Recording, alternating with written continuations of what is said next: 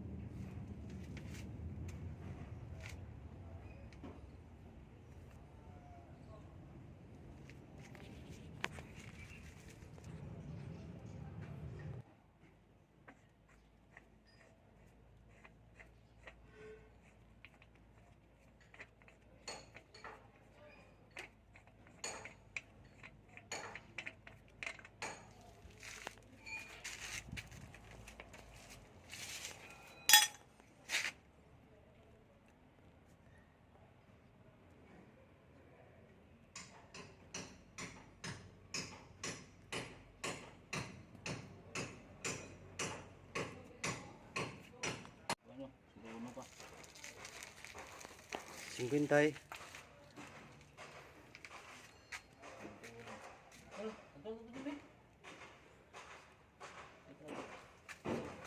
Hila ka ang in-charge.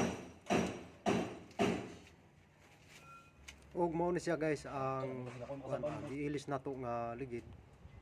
Nya balik kining power ma guys kining sa guyod niya sa power na dati atong giatras kay ang pinaka-importante nga kuan mo may musikat good ang kining power giilisdan na nato nagbag-o mga guys.